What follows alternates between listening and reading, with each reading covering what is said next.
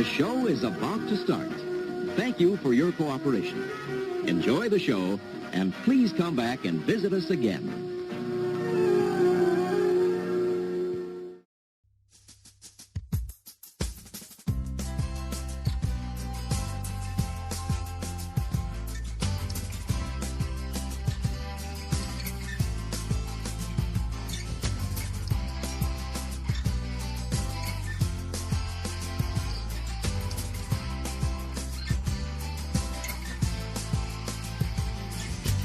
All right, everybody, 9 Years podcast here. Nick Draper with Stuart Deacons on a Thursday. We are back on a Thursday this week. Stu, how much fun is it to be back on a Thursday? Thursday. I love Thursdays. Tell me why I just love Thursdays. I don't know, because this podcast's been released on a Thursday? Yeah, I don't really know. It doesn't really make much of a difference to us, does it? We've always done Thursday. We have. It's been a bit weird. I have lost, because I've lost track of days when the podcast has gone out late, because, well, it's actually been nice in a way, because normally I think it's Thursday, but it's actually been Friday, so it's been close to the weekend and closer to football. That's a good way of thinking. We've been a little bit out of routine, haven't we? That's the thing. And I struggle when I'm out of routine. I'm very much a creature of habit. I need to be, down the line, like, dush. This, doing this here, doing that there kind of thing. So the last couple of weeks have been a bit difficult, really, which is, I'm sure, a fascinating insight into my life for everyone listening. You can thank me later. Well, thankfully we don't get rid of too many managers nowadays, do we? Do you know what I mean? So hopefully it's another 6 years until we have to maybe muck up our routine to coincide with a new manager. You have just jinxed that completely. I actually don't think that Wally Downes will be at the club next season. Can I say that? You can. You just have. I just have. You know, when you just think, my gut fit, this is all gut feeling. You can have a go at me, but, you can't really have a go at me for that. It's just my gut feeling. Like, I'm not saying I want this to happen. I'm just saying that my gut feeling is that he will not be a long-term appointment for reasons I cannot specify. Sure. Sadly, it was really interesting, actually, because, I might be alone in it. I don't think I am. But, when you saw, Wally and Glenn Hodges come out, it looks... How can I put it in a way? It looks strange. Okay, so we've gone from a young, up-and-coming manager to someone in their, mid-50s, of yesteryears, of heroes, and it just feels wrong.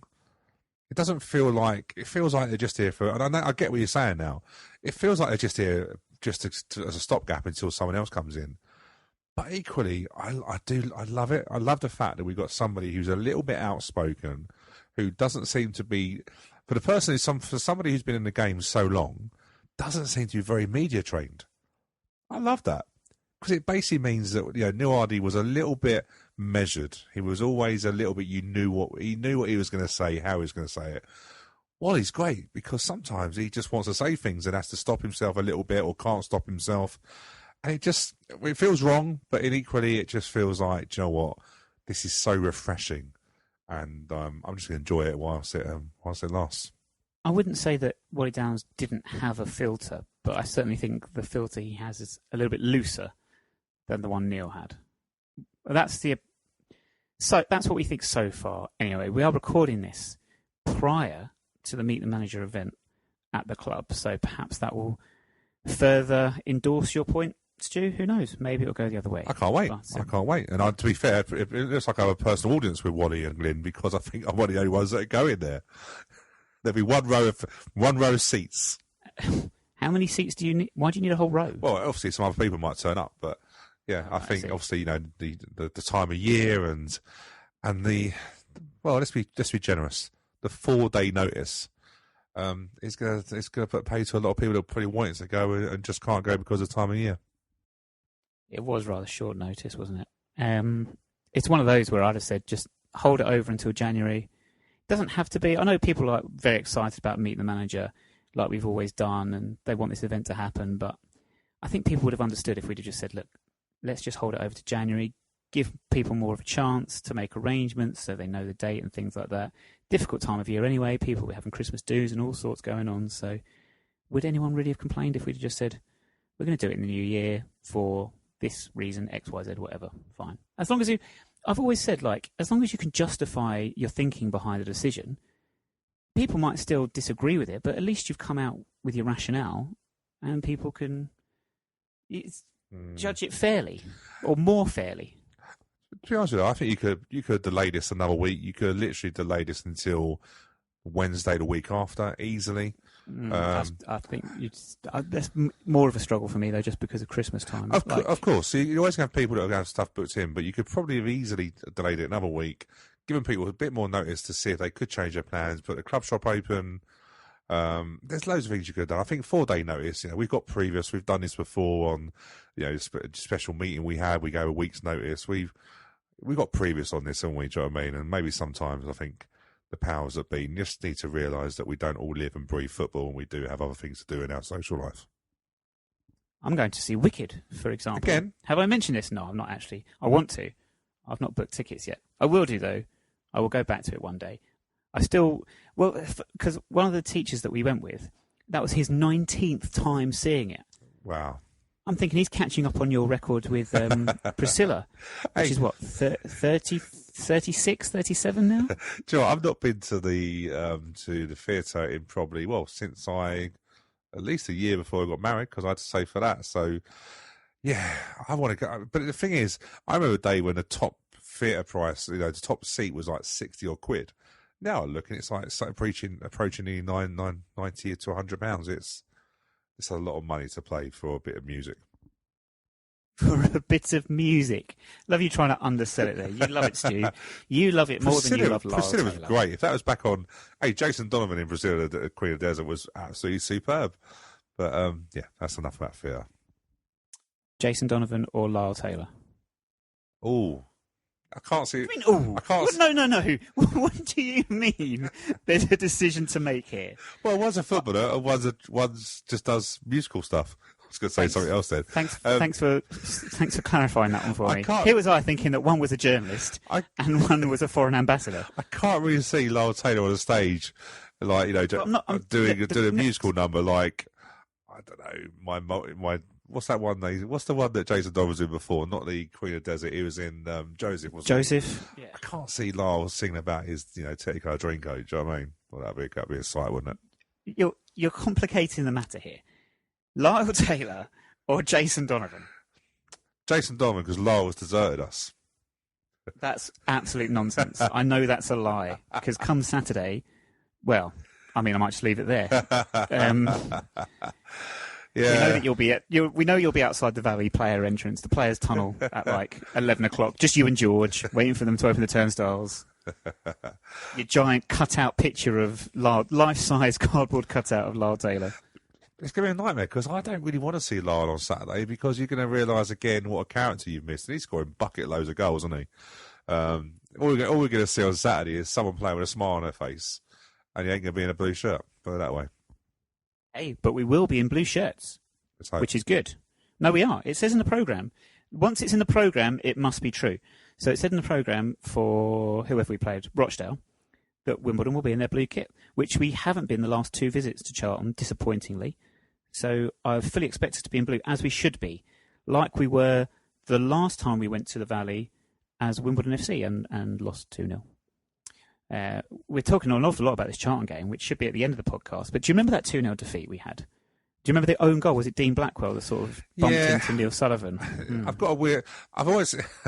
the Valley was always quite good. I'll tell you a really funny story, right? Is that the good thing about the Valley was that when I went back in the day, you could go to the toilets that were like a little bit of a portaloo, but they had windows that you could look out and still see the football. So basically it means you could go to the toilet and still watch the football. Great idea that I felt. They used to have those at Kingsmeadow back in the day. Do you know at the end of what is now the John Green stand? Yeah. When that was that sort of flat terrace, they had those toilets down that end, which did overlook the pitch if you wanted to keep watching it. But that was before they had the first few rows of the main stand. Going back many, many years now, about 20 years ago when I was about 4 or 5. It's a great idea, though, isn't it? Because you can keep warm, go to the toilet and watch the football. What more do you want in life, Stu? Warmth, toilet facilities, and football. That's an idea for the stadium survey. I'm going to put that on my A4 piece of paper. Too late. Survey deadline passed. Really? On Monday. I never knew Yes. that. Who told us? It was a very short window. Had a very short media drive on it as well.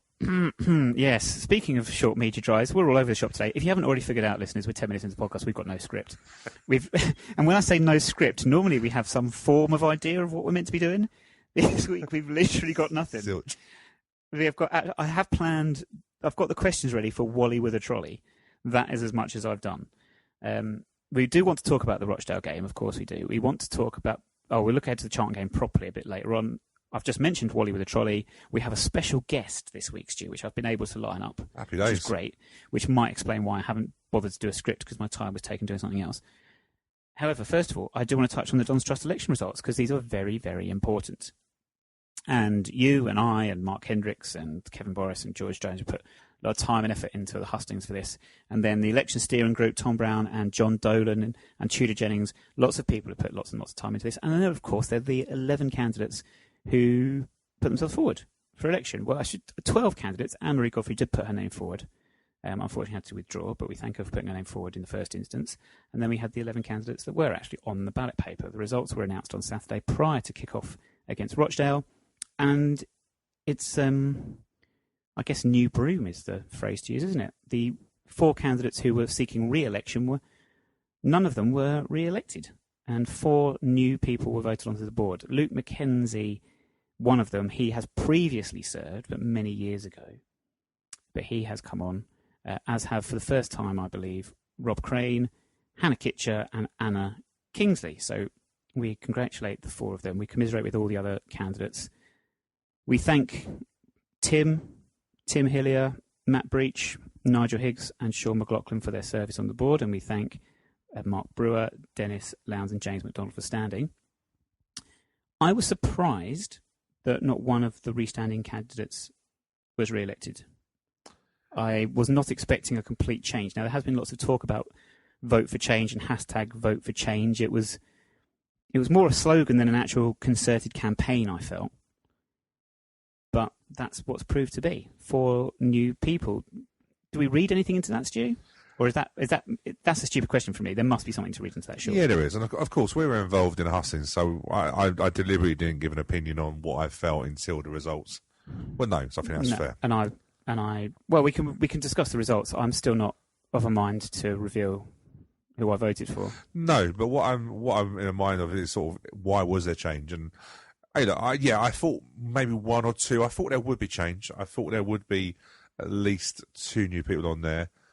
To say 4, that was wow.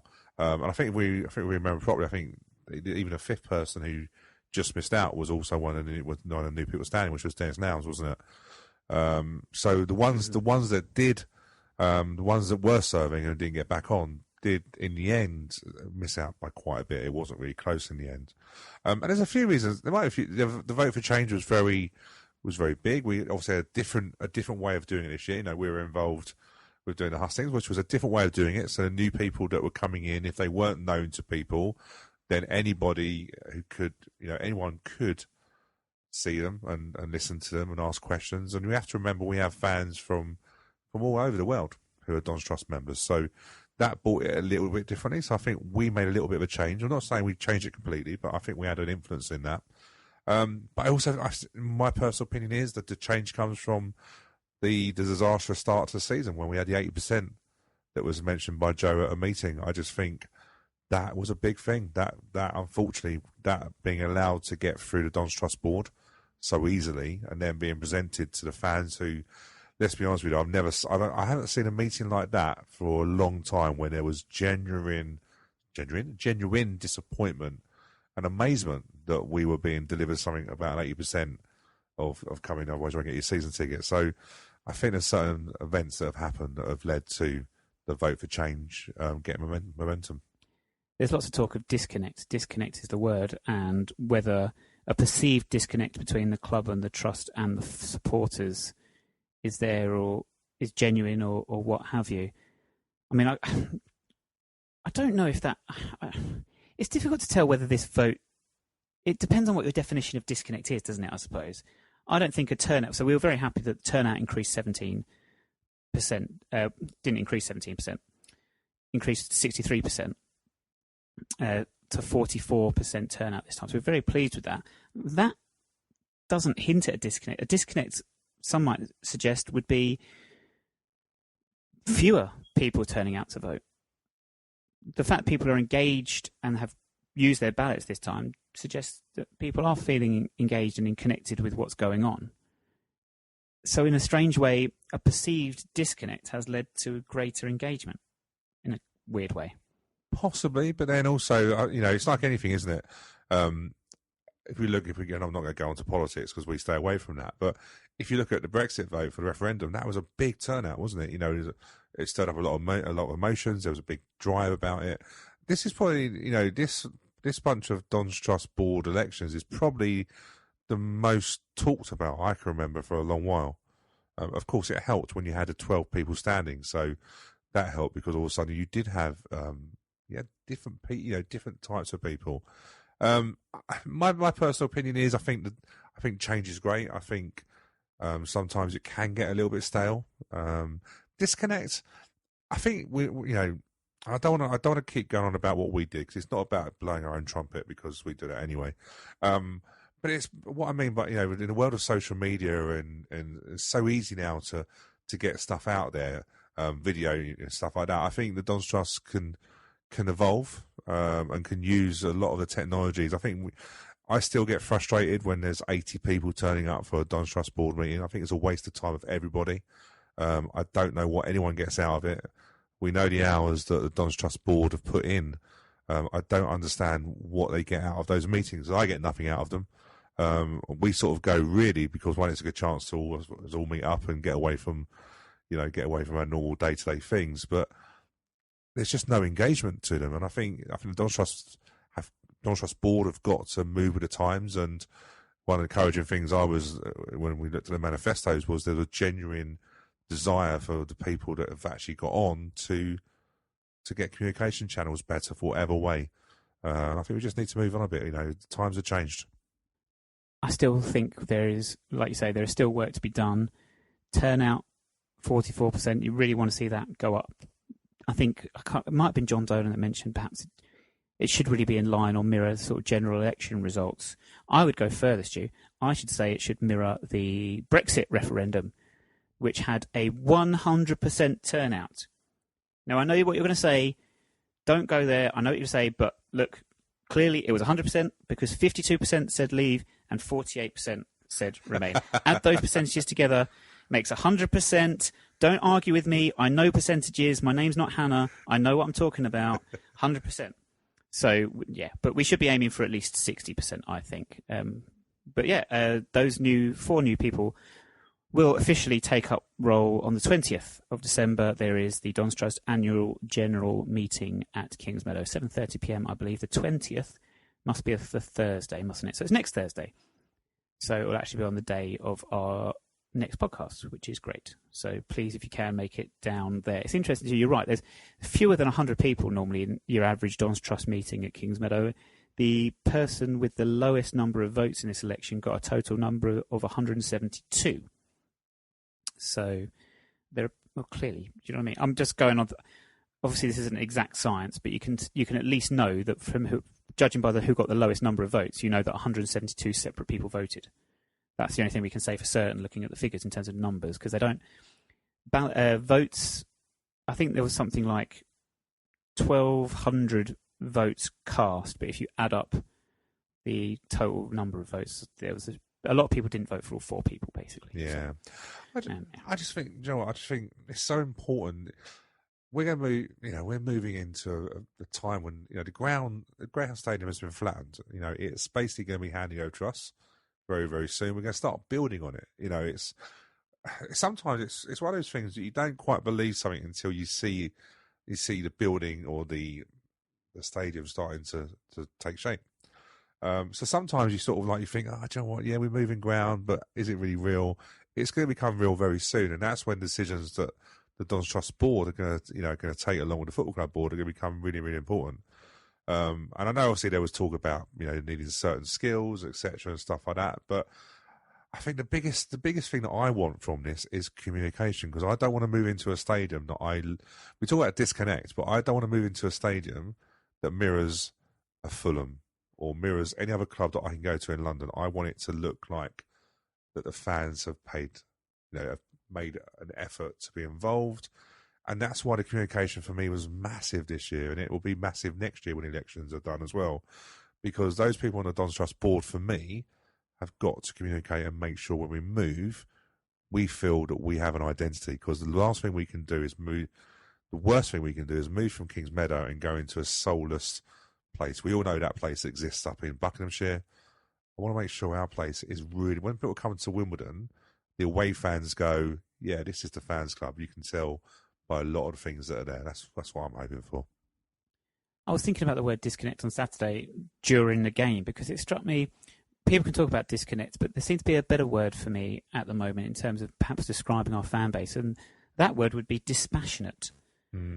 So we had the 1-1 draw with Rochdale. It was Wally Downes' first game in charge. Glyn Hodges returning to the club. Well, we consider it returning to the club as his assistant, but atmosphere was subdued. It was typical Kingsmeadow, to be honest with you. It was first 5 minutes or so, seemed to be a bit of noise. It very quickly simmered down to what you come to expect. People were having conversations about everything and anything that wasn't to do with football. Where I was stood, I took up a position in the Kenflo end, Tempest end, whatever you want to call it. People were talking about their favourite types of jam, which I thought would be a great podcast topic, which we should add. We should look to do this one in future. But yeah, people were watching not a great performance in the first half. Rochdale comfortable in possession, knocked about well, seemed very well trained, seemed very well, or they seemed very used to playing with each other. You could tell that they were more accustomed to what their manager wanted from them, which is obvious. Of course, that's going to happen. It's a stupid thing to comment on, really. Yeah. But things did improve in the second half. But how much do you think the loss of Joe Pickett in the warm-up contributed to that slightly lacklustre first-half performance? Well, massive. He was taken ill before the game, wasn't he? And Jake Jervis replaced him. For the moment, Stuart, let's try and keep away from the respective qualities of the individual players and just the overall target or the overall issue of looking forward to playing with a certain type of player and then getting a different person instead. Yeah, well, if you look at it, Andy Wordsworth didn't make the starting lineup because Wally had worked for 2 days on a certain system with certain personnel. He probably would have, I don't know if he would have named, I probably would go as far as he probably named the team that he was going to play. He probably made it very obvious by the 11 that he got working in a certain way. And Jake Jervis is just a totally different player to Joe Pickett in terms of everything. To me, Jake Jervis is a winger, doesn't want to get involved in a front two. It was obvious that Wally wanted to play a front two and get somebody as close to Hansen as possible. But in the end, it didn't work because Hansen and Jervis were as far apart as Hansen and McDonald were sometimes. It was just crazy. I think that late personnel did make a difference because Wally can only make so much difference in 2 training sessions. He really needs really till January, and then he's probably going to make loads of changes in the window anyway. So all he can really do is really set up a system. So yeah, with Joe Pickett again was he injured or was he not feeling well? That's a couple of times he's done that. Unwell, so similar, I think, if not exactly the same as the situation at half-time, wasn't it, against Portsmouth, where he was unwell. Maybe he's just nerves. Maybe he gets nervous playing at home. Maybe it's the wind bringing, because there was a wind. Blimey, was there a wind? Was there a wind? Wow, yes. And it was bringing over the scent from the Berrylands sewage works, which is enough to make anyone ill. And I live right next to it. I must clarify. I don't live on the sewage. I live near it. But you know what? When you were just talking, just quickly go back to what you were talking about at the start of it. When you were talking about Kingsmeadow, Kingsmeadow does suck the life out of you. Do you know what? Yeah, and yes, this for me is the biggest issue. No matter what's happening on the pitch or management or club disconnect, whatever it is. Yeah. And I've been saying it since day one of this podcast. You listen back, episode 1 of the podcast. It's on YouTube, and I will say I'm sick of Kingsmeadow. I hate it. The problem is it's not a football league ground, and we are now used every other week to going to football league grounds. So it's a big come down coming to Kingsmeadow at the moment. Everything's a big, and you're right. It does suck the life out of you because and this makes me laugh now when I actually say it, because I used to go to places like, I actually remember it, Northampton. I think the first time I went to Northampton, and they had the bloke with the microphone and really shouting into it, even though the microphone just turned the sound up. We haven't got to shout into a microphone. What's his name? Ivor. But I remember just thinking it was a little bit over the top. But I think it was a little bit over the top from what I was accustomed from in terms of Sandhurst and Feltham and, you know, and East Thurrock and Eastbourne Borough. It was a little bit too much, because we had, you know, you have to remember we were out of the league setup for 9 years. Thanks, Stu. I know. Thanks for clearing that one up for us. But what I mean, how could we? I had forgotten. As if only there was some way or some reminder in my life every week, that reminds me that we were not a Football League club for 9 years. If only there was something. But what I mean by that is, you know, we went from being Premiership, Championship fans to going to Sandhurst, Feltham, and we were out of it a little bit. So when I remember going to Northampton and thinking, oh, this bloke's a little bit OTT. However, I'm now starting to miss that bloke, because I think the matchday experience is just poor. You know, I would love to have somebody just building up the atmosphere. It feels to me like I get into the ground at 10 to 3 and I don't know what time it is, because there's no build-up. All of a sudden, the players come out. Hold on, how do you know it's 10 to 3? Well, I sort of know, because that's the time I look on my phone. But what I mean is, it could be any time. You can't. The match day, it doesn't build. It doesn't build up a sort of like a frenzy. Not that we ever go a frenzy at Kingsmeadow, but you know, no, might not be the word, but I know exactly what you mean. Yeah, you got people getting the ground. People get in the ground just for kickoff. They leave at half time. Some people don't come back. You know, it's so easy to get into the bars, and it's just like there's nothing at half time. So at Northampton, to give you another example, they do the game where you can kick the ball into the boot, can't you? Seems a stupid game, but actually it keeps me in. I get bored at half time. And then what you find is people go out of the ground at half time, come back in late, and it feels like, you know, you look at Wembley when sometimes the posh seats don't get filled up because they're too busy in hospitality. We're sort of a little bit like that, because they're too busy in the bars, because one, haven't got served for half an hour, and two, it's just easy to stay in the bars. I just feel the matchday experience is so draining, and unfortunately I've only done home games I've done no away games really for a couple of years. So I think my my disillusion with football at the moment, or Wimbledon, is based on me being at home games only. So yeah, a bit tough at the moment. It's interesting, because earlier you said about you want Plough Lane to look and feel like it's ours, not an identikit stadium that you might go elsewhere. Reference Fulham in that. But if you go to Fulham, they will build you up before kickoff. They will get the crowd going with everything they do. And then, as you say, half-time things. For years I've been going to Fulham. Years and years ago, when I first started going to Fulham, about 20 years ago, they would always have the half-time penalty shootout competition where they get the kids and the youth teams. They dribble from the halfway line. They had to dribble through the cones. So it was actually good for their sort of skill building as well. And then take a shot. And everyone would stand and watch and cheer. And it sounds like a small thing, but it does add to the experience a little bit. It gives you something else to think about for those 15 minutes. Now, there are some people that say they don't need anything because now everyone's got a phone and they're on their phones, whatever, checking scores and stuff like that. But I must admit, I stayed at the stadium for the whole 90 minutes. It's always a great experience going on the terraces, because especially in parts of the ground that I'm not used to, because you experience different fans, different types of fans. You hear their conversations, you hear their thought processes. It's a great insight into our fan base. Yeah. But to be honest with you, I was there for the entirety, and at half time, I was bored. I think hey, look, we know the sound system's not great, and we know all that, but I mean, even though the microphone's not great because it cuts out, but it sometimes just feels funny. I just feel like, I think that's why people don't. The home tendencies are poor. I don't think it's all down to what's on what's going on the pitch. I think it's just people generally are just a little bit. The ticket now is what, 20 quid? What's the cheapest ticket? 17 quid now, I think, isn't it? The John Smith's. Sorry, apologies. The Go. What's it called now? Oh, the Ryegas stand. It's your favourite stand. How can I get the Ryegas mixed up with John Green? Anyway, we'll go away from that. John Smith's or Your Golf Travel or whatever else it's been done. So many things in it, but like it's just.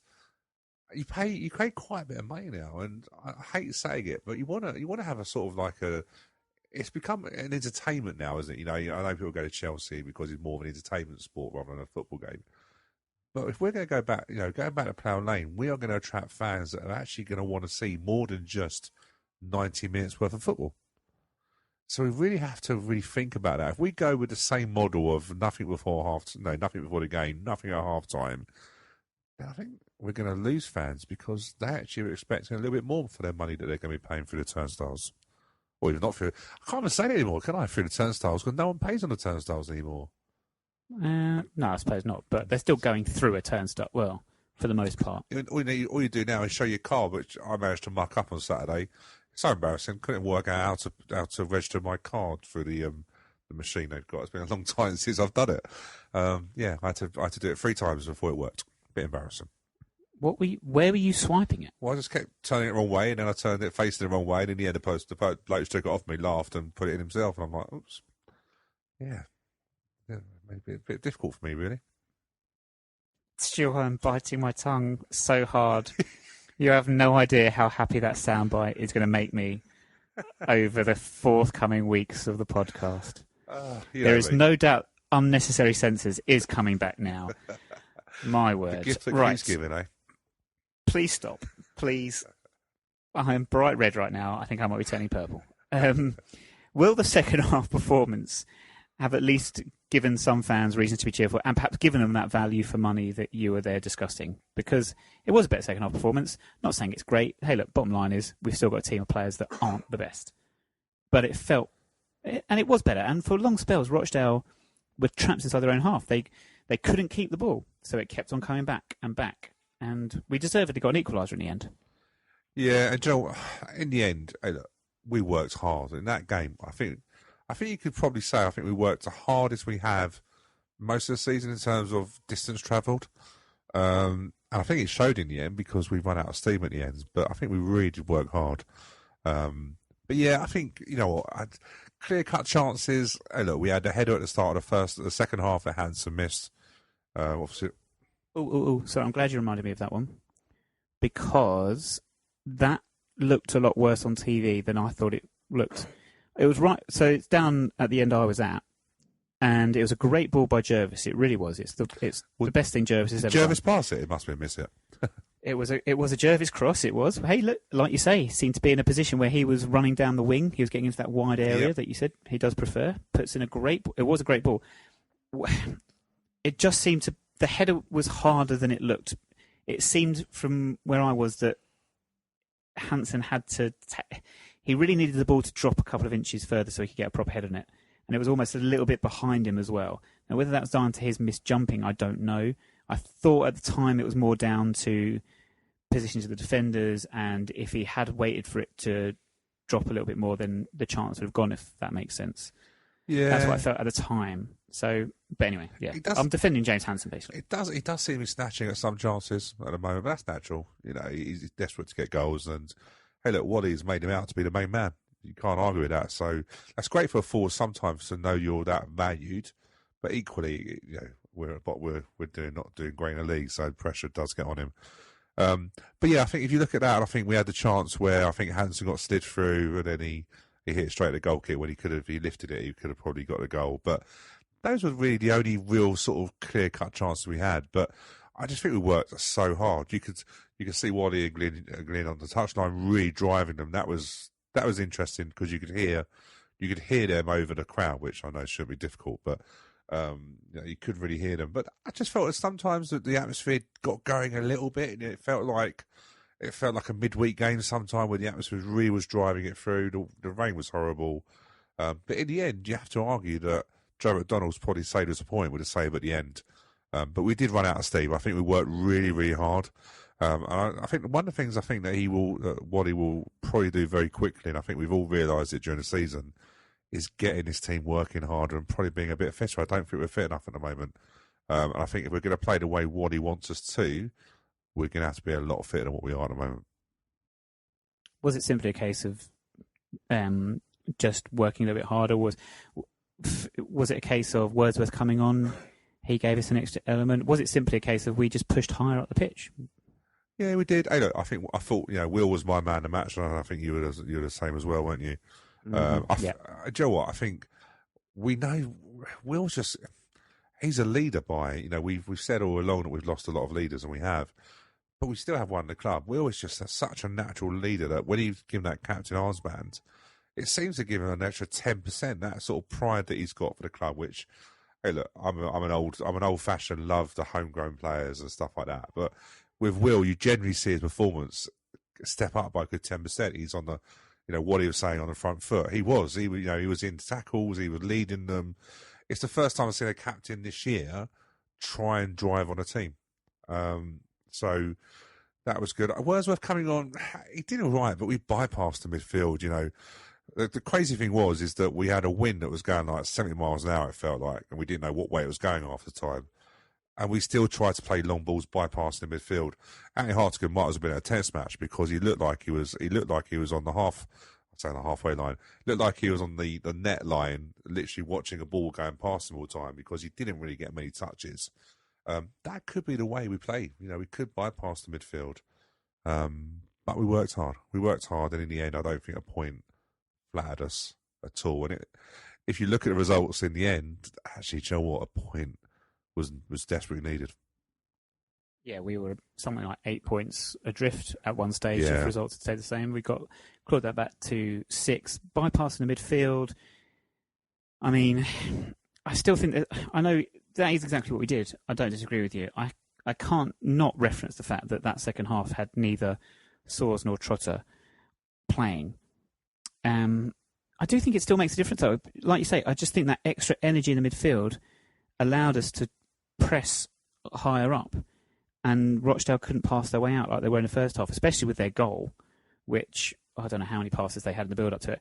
It's partly my fault, because in the build-up to the goal, I'm thinking, Rochdale passed it nicely, but they've not got in behind us. And I was thinking, it's not like, teams don't generally do that. Neil got them very, very well drilled in keeping shape and what have you. Teams very rarely actually got in behind us. It would come from a mistake or a set piece or whatever. And then one ball just down the line, and right in front of me as well, I've got to say, hey, look, I'm not digging him out or anything. It's a Pinnock error. Pinnock's not covered the space properly, and that's allowed them to get in. Some people question the goalkeeper. Is goalkeeper at fault? Has he gone to collect the ball at the far post when he should have come to the near post? I don't know. I think the ball's a great ball. Once they split us down the fullback area, then the ball's a great ball. It's a difficult one to defend. It's wet. It was disappointing because I just felt we were edging our way into the game. I think the longer we kept them away from scoring, I felt we were going to get stronger. So it was a shame in a way on that side of it. I know you're saying without Trotter and Soares in midfield, there was a bit of energy. I just think when you've got players like Hartigan and Wordsworth in the midfield, which to be honest with you, I don't think they could play as a 2. I think that's crazy playing them as a 2 personally. But what you want, Andy Hartigan's great when he's got a ball at his feet and he's got runners, he's got people to pick. He doesn't waste passes. Wordsworth wants to basically really build up. So he wants to really get the ball, play it off to a winger, get a fullback overlapping, and then him darting into the box. The way we play, because we play such a long ball and play back to front so quickly, a lot of times it didn't go anywhere. We were trying to play long balls over the top to Pinnock, and it's just not really his game. It felt like we worked hard, but we didn't really understand what he wanted. It was more of a case of just, if you work hard, you'll get something. I think once he's had a chance to really do sort of patterns of play and how he really wants to, because we actually weren't that great off the ball, and that's why in the end Rochdale were able to really pass the ball around for fun. I think once he gets them going, and once he gets them understanding what he wants, I can probably see by the time we play Plymouth that we probably will see a very different Wimbledon team working really hard. And hey, if we're going to find form, that's when we really want to be finding it. Going to need to, I think, looking at the next 2 games, and then it's a 6-pointer, to use a cliche, against Plymouth on Boxing Day. Should we have had a penalty in the final throws against Rochdale? It was, from where I was standing, nailed on. Yeah, I've seen a couple of angles. Nothing that, I'll be truthful, I haven't watched the highlights back. I don't know if it's on the highlights package on iFollow, but no, I've not seen it. I've seen a few angles. It was Wagstaff, wasn't it? Who we sort of know can go down very quickly. I don't know. The referee, let's be honest with you, the referee weren't going to give him nothing, was he? He's the only person I know that blew up. So he was going to give something. Well, the only time he blew up was when Barcham managed to wriggle away from his marker, and then he didn't play the advantage, and then pulled it back for our free kick. Yes. He just felt like a referee that loved his whistle. It's like, in a way, he got an early Christmas present, and his son or his wife or, I don't know, a friend has bought him a new whistle, and he just wanted to make sure he tried it out and make sure it worked, because that's all he did. A bit frustrating. I don't like referees that think they need to be centre of attention. You're a referee, don't blow your whistle. It's like, in a way, like playing FIFA with no rules. You can't blow your whistle, just play advantage. That'd be such a great fun. Like a no count out, no disqualification wrestling match kind of thing. Just no rules, do you know what I mean? No whistles. It'd be great fun. Good luck with that. I know what you mean, though. There was a great advantage played. Was it Cardiff, Southampton? Cardiff got their goal because the referee had played an advantage, and he'd actually left it a good few seconds to see how play developed, and there was not immediately going to be anything that happened, but Southampton's centre-half made a mistake and Cardiff scored, so it turned out very well for them. Hey, good refereeing. I guess that's why he's Premier League and we're in League One, or he's a League One ref. It's weird now, though, isn't it? Because like the advantage rule where they can put it back like 4 or 5 seconds has probably been a couple of seasons now at least, isn't it? Yeah. If you think about when it was first introduced, fans were moaning, "Oh, you can't do that." I think fans are a lot more educated now, but it feels like the referees are a little bit like they're not as educated. Some are great at playing advantage. Some just don't blow the whistle. They're the ones that play the greatest advantage because they can't make a decision. Do you know what I mean? But yeah, I just think in this day and age, just take 3 or 4 seconds. You're not going to get the fans now moaning like they used to, where they could understand where you put it back. I think let it go for a little bit. Let the game develop, and you get a more fun game. But it was a bit stop-start, wasn't it? And it was wet, and it was cold. It was horrible. It was just horrible. But we got a point. Fans are more educated these days, and that's another thing. I'm glad you said that, because it's something else I was mulling over. We talk about atmosphere at stadiums and things like that. Are we seeing, because years and years and years ago, grounds you could turn up on the day, pay your money over the turnstile, stand on terrace. Most of the grounds would be terracing, what have you. Fans would sing songs. There'd be a great atmosphere in the stadiums. But then people wouldn't then go home and be able to watch another live game on TV in the evening, then 2 or even 3 on the Sunday, then Monday. It's all the time. So people are watching more and more football. They're seeing tactical insights from ex-professionals that you're not used to have. And that surely has a knock-on effect on atmospheres, doesn't it? Because, as you say, fans are more educated, so they're more discerning, perhaps. And people like to go and actually really engage with the tactics of the game in front of them, which sometimes comes at the cost of perhaps singing your songs and getting involved in the atmosphere of it, kind of thing. I mean, I'll give you a great example. When we beat Milton Keynes at home, when we beat them 2-0, I couldn't tell you one thing about the tactics of that game. I had no interest whatsoever on that day. That was all about something else completely. Whereas on your typical Saturday now, I'll spend the first 10 minutes trying to work out exactly what's going on in my head, try and work out what's going on and build the narrative. I think that comes from a game. I think that comes from the intensity of the game, doesn't it? Because the Milton Keynes game, crikey, look, the first 45 minutes absolutely flew by. And a sign of a good game is when you don't actually realise that half an hour's gone and you're thinking, well, it felt like 5 minutes. I think the intensity has to be, the tempo has to be right. And I think that's the job. That's the job of the management team, the players. I just don't think we've seen that down at our place at all.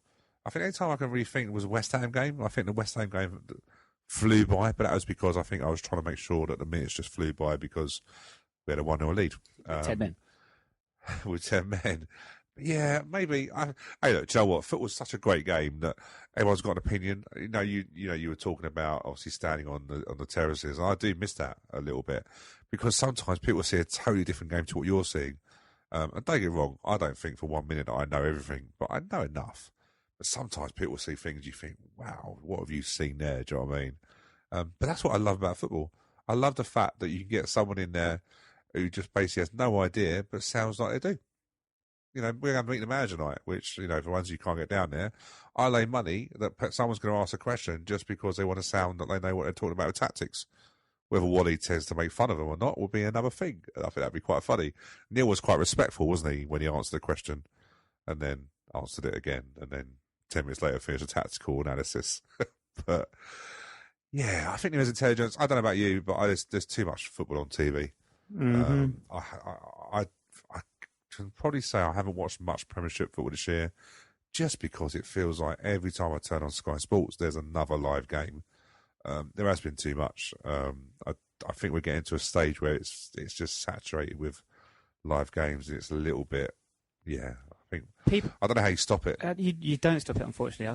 I don't think it's ever going to break. But this isn't a football thing. This isn't unique to football. This is just the way people. This is our culture. Unfortunately, we're a culture of excess, and it goes across everything. Hey, look, wrestling right now is ridiculous. The amount of content they put out.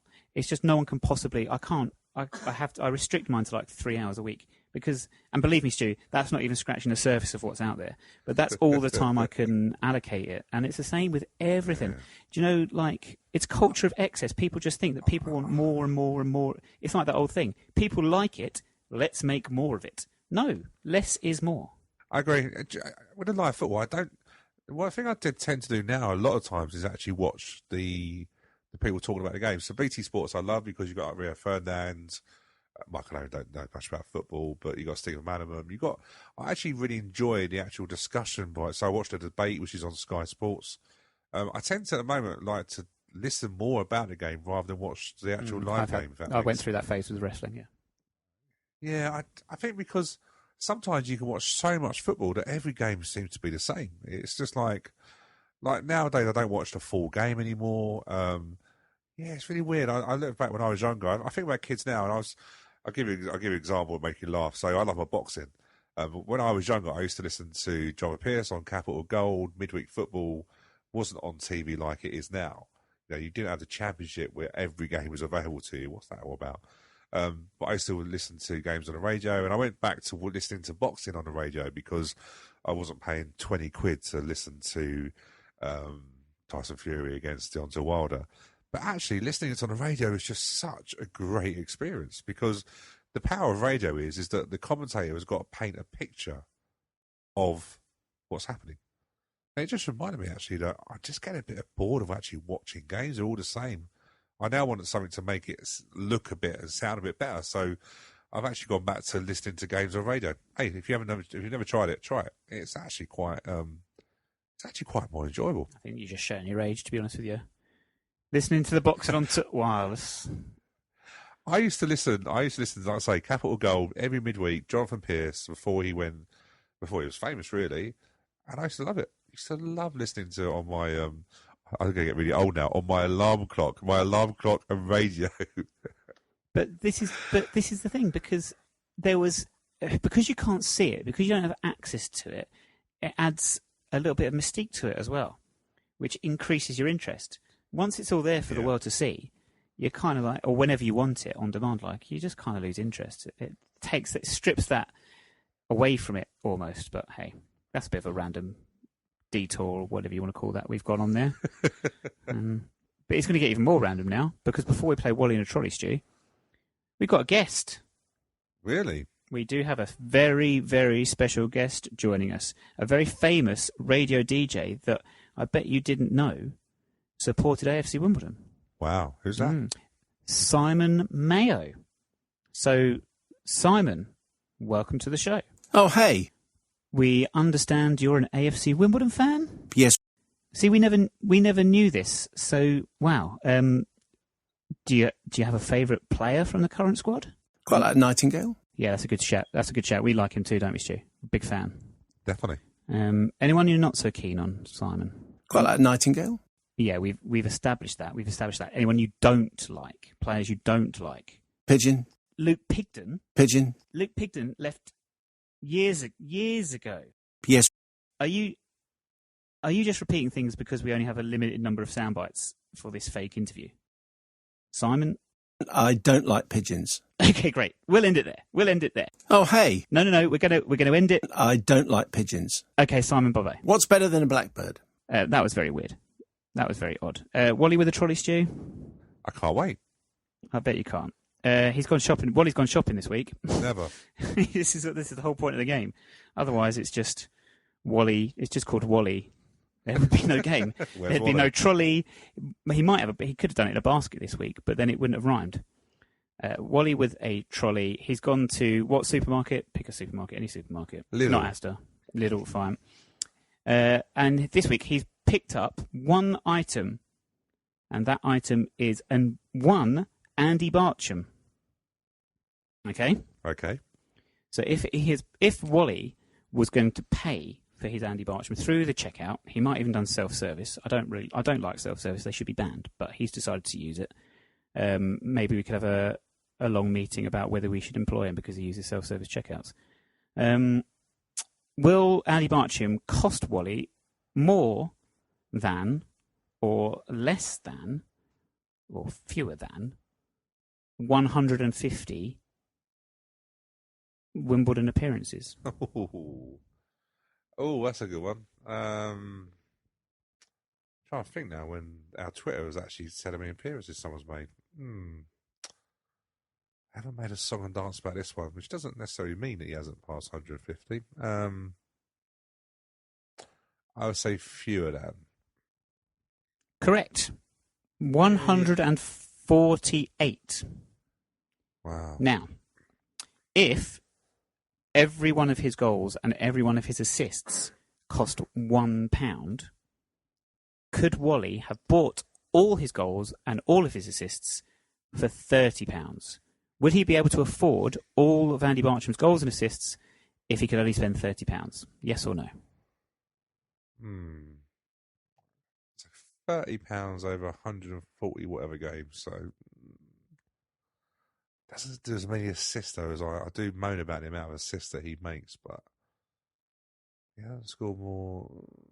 I would say no, he wouldn't. So you think he's be under 30 quid?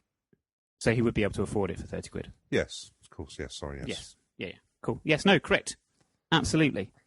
He could buy all his goals and his assists for £30. Now, my next question, I'm not going to expand upon that yet, because the final question is, would his goals cost more than his assists?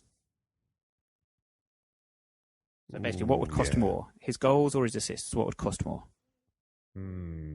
His assists. If I was to tell you that if you were to count up his goals and assists, total together, he has 27. Right. And you think of that 27, more of those are assists than goals. Yeah. Amazingly, he's got more goals than he does assists. Oh, okay. 15 goals, 12 assists. It's a pretty poor return, actually. For a player of his quality, yeah, I think that's the problem with Andy Barcham sometimes, is that he is a very good player, but yeah, just the end product, isn't it? And we're going to need that more and more this season. He did take his goal. I think it's almost gone under the radar. What a good finish it was on Saturday. Took it really well. Just instinct, wasn't it? It just come to him very quickly. In that weather as well. Do you know what I mean? If you got it and connected and it hit the surface, then it was always going to be in the bottom corner. But yeah, great goal. Took it very well. Right. This Saturday then, Stu. Yes, you know what this music means. Stu is going to be reunited with I don't know where he ranks on your list in life, but one of your loves in life, one Mr. Lyle Taylor. We return to the Valley to play Charlton, who are currently 7th in League One. They did lose their last league game away at Blackpool. It was their first defeat since October. They've won 4 of their last 6. They've not lost at home since the first week of October. It's a tough game for us. Will Lyle Taylor score? Will he celebrate all those things that people say today? Do you know, I hope he does celebrate. I hope he won't. I know he won't, because I know what he's like. But I celebrate. I don't care, Lyle. If we score against Charlton, Lyle, I'm not going to not celebrate out of respect to you. Celebrate. I don't care. Yeah, because if he misses a penalty, which is more than likely, we're going to celebrate the fact he's missed it. Of course. You know, it's just football. I don't like him. There's a difference between what I would say. The difference between celebrating and doing an Adebayor when he scored against Arsenal. City at Manchester Stadium when he ran the whole length of when he scored for Arsenal. Yeah. No, he scored for City against, That's right. There's a difference. You know, if you're blatantly going in, if Lower scores in front of us and blatantly, winds us up, there's a different story. But No, celebrate your goal, Jay. That's what he, as he always says. That's what he's paid for, is to put the ball in the back of the net. So, yeah, do you know what? It's a difficult one, isn't it? I think it's very difficult. Today I was going to look at stats and see, like, when last time we won away. And actually, when you look at it, I don't think it feels to me like this could be like more of a cup game in terms of there's no real form, because I think with us having a new manager, the form goes out the window. We don't really know what to expect. He's going to, he's had a full week to work with his team.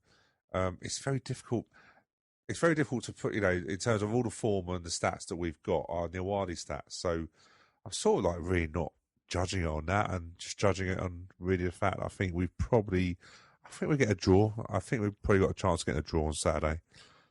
We've got 2 away games coming up that are tough. You go to Wickham. Wickham, I think, have won the last 6 at home. So we could have picked a tougher time to play Charlton and Wickham back to back. That Wickham game, by the way, is great for us because there's no chance they're winning 7 in a row at home. Just not going to happen. But we'll talk about that more next week.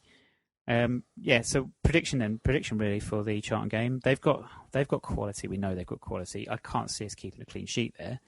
No. It's whether we can get goals ourselves. I think we will. I think it'll be 2-2. 2-2. That's what I went for the Rochdale game. I actually don't know. Do you know what? We are due a game where there's just loads of goals for no apparent reason. So I was thinking about ex-players celebrating or scoring against you. Danny Kedwell didn't celebrate when he scored against us for Gillingham. Granted, the circumstances we were in at the time were slightly different. However, it just reminded me, when we first played against Danny Kedwell after he left and we beat them 3-1 at Kingsmeadow. We beat Gillingham 3-1 at Kingsmeadow. Yeah. And we were 3-0 up after like half an hour or something. We just don't do that anymore. We've not done that for ages. Those games you just turn up and it's suddenly just an explosion of goals. We need one of those sorts of games. So I think, I agree. I think that's why I'm looking forward to Waddy. I think it's just like when I start the podcast, it doesn't feel like it's right, but in a way it does. It feels like he's going to get us playing with a little bit more passion. And you know what? I'd love to see that. I'd love to see us win a game 3-2 or 4-3. That's like better watching than what we've seen recently. Saying all that, I will go for a 3-2 defeat. I'm very sorry, but yeah, there we go. The ladies' team are in action this weekend as well. Fresh off I think it was a 2-0 victory over Cambridge United women in the National League Cup. They beat Cambridge United 2-0. This week they are back after a couple of weeks of cup action. They're back in league action, Division 1 South East game, hosting Actonians, which will be the last game before Christmas. So, again, usual Colston Avenue, 2 p.m. kickoff for that one if you want to make it down. Carl Shorten Athletics, please watch the ladies. A bit of a problem this week, Stu, with our music quiz. Okay. It seemed to stump many people. By many people, I mean everyone. Now, this is proof. Steve Adams does not listen to the podcast. Now, he has confirmed this, that he has never listened. So he missed out on his favourite band ever, which was the band is James. The song was Sometimes. Chris Lennon at Mr. Chris Lennon did come back to us and correctly point that one out after we'd asked on Twitter. Steve Adams doesn't listen, so we can say anything about him, Stu. We can just literally say anything about him. He'll never know. Steve Adams. Steve is probably the most boring person I know. But Steve's a good lad. Steve's a good lad, and I love it. His daughter at the moment, he brought his daughter to football. I think that's cruelty to children at the moment. But yeah, she's growing up lovely now. So yeah, Steve's a good lad. Doesn't listen to the podcast. Yeah. No, but he's too cool for that. Steve's too cool. He's too busy. He's too busy. Is that a lie? Steve, he's a very busy man. Whatever. And that pretty much is it for the podcast this week. I don't think there's anything else to add, is there? No? I think This is what happens when there's no script. We suddenly start panicking, thinking, have we forgotten something? No, all good. Updates from Charlton, from the Valley at 9YRS Podcast. And Stu will learn about the restraining order, I think, about midday on Saturday. So brace yourself for that one, Stu. AFC Wimbledon Business Club this week. They are going to go to a woodwind workshop with former Coventry striker Roy Wegerle. Was he in the 90s? Yes, he was. Yes. QPR forward. Did he not play for Coventry as well? Yeah, he made his career at QPR. QPR, fair enough. Yeah, so they're doing that. That's it. Thank you very much for joining us. Yeah, I guess we'll see everyone. We won't see everyone. We'll speak to them again next week, when we'll be back on Thursday. So, Alexa Bliss, bag first, milk last. We will speak to you again next Thursday, and that is why we can't have the mum.